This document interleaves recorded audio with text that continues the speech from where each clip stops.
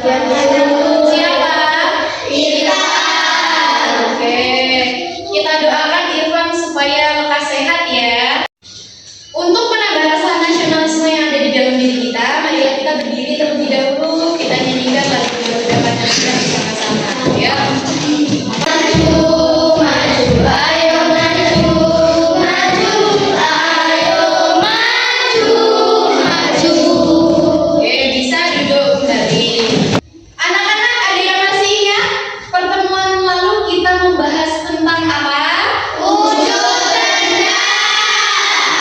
Benda kan ada 3, yaitu apa aja?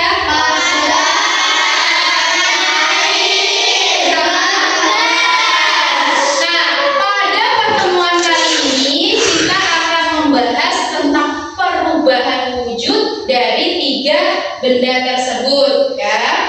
Nah, di antara kalian siapa yang pernah lihat es batu? Es batu itu kalau didiamkan di tempat biasa, lama-lama akan menjadi apa? Mencair. Betul. Terus ketika kalian masak air ya, terus tiba-tiba lupa matiin kompor, ditinggal masak, ditinggal main, ditinggal kemana-mana. Kira-kira airnya bakalan habis nggak? Berkurang. Berkurang dan habis. Pada hari ini kita akan mempelajari tentang perubahan wujud benda, dan kalian diharapkan dapat menjelaskan tentang yang pertama, apa itu perubahan wujud benda, yang kedua menyebutkan apa aja perubahan wujud benda tersebut, yang ketiga faktor-faktor apa saja yang mempengaruhinya, dan yang terakhir adalah tentang contoh penerapannya di kehidupan sehari-hari. Jadi kalian nanti tidak hanya mendengarkan, tapi harus juga bisa menjawab pertanyaan yang saya berikan ya. Yang pertama-tama coba kita perhatikan papan tulis yang ada di depan. Kita baca bersama judulnya Perubahan Wujud Benda. Nah, apa itu perubahan wujud benda? Perubahan wujud benda itu perubahan suatu bentuk dari wujud satu ke wujud yang lain. Perubahan wujud benda ini ada beberapa macam. Yang pertama, mencair. Nah, mencair tadi dari benda padat menjadi cair. Contohnya tadi es batu berubah menjadi air.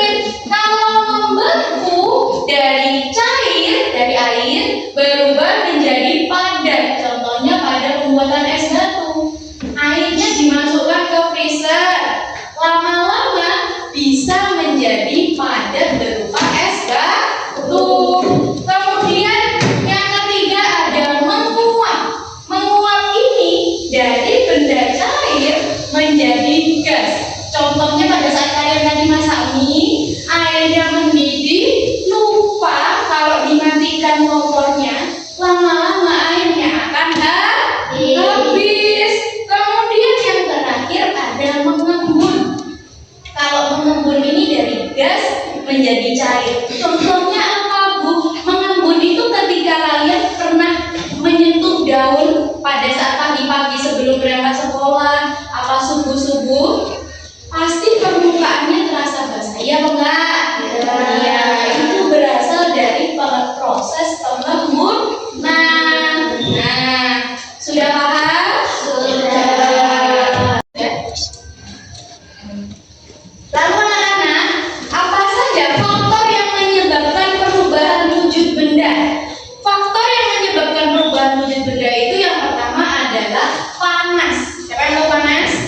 Panas matahari itu bisa menyebabkan perubahan benda dari yang awalnya es batunya padat berubah menjadi cair. Terus lagi yang kedua dingin. Dinginnya dari freezer tadi mengubah benda cair menjadi padat. Dan yang terakhir adalah dari lingkungan sekitar. Tadi pada saat proses pengembunan. Oke. Sekarang guru mau bertanya. Sekarang siapa yang tahu apa itu perubahan perubahan wujud benda. Oke. Perubahan wujud benda adalah perubahan bentuk suatu benda dari satu wujud ke wujud yang lain. Betul sekali. Kita kasih buka. Terus ada yang tahu nggak apa itu perubahan wujud benda dari padat ke cair itu disebut apa? Apa? Mencair. Mencair. Betul. Tadi ada 3 perubahan wujud benda. Ada apa aja? Yang pertama? Mencair, membeku, menguap. Oke. Selanjutnya, ya, perubahan wujud apa yang terjadi apabila air dipanaskan secara terus-menerus? Akan menguap. Betul sekali. Untuk mengukur tingkat kepahaman kalian tentang materi yang barusan kita bahas, Bu Guru ada soal evaluasi. Jadi dikerjakan sendiri secara mandiri. Dijawab ya.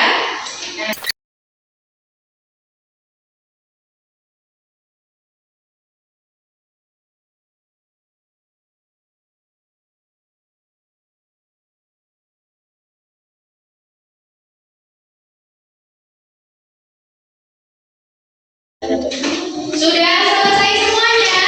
Sudah. Bisa dikumpulkan ke depan. Ini meja. Lihat hasil evaluasi kalian pada hari ini. Evaluasi kalian nilainya ada yang sebagian sudah bagus, sebagian lagi kurang bagus. Mungkin bisa kita lakukan lagi pembelajaran pada minggu depan, ya. Diharapkan pada minggu depan kita belajar dengan sungguh-sungguh. Nah, para Bunda mau tanya, apa itu perubahan wujud benda yang disebut membeku? Membeku adalah perubahan wujud benda dari apa?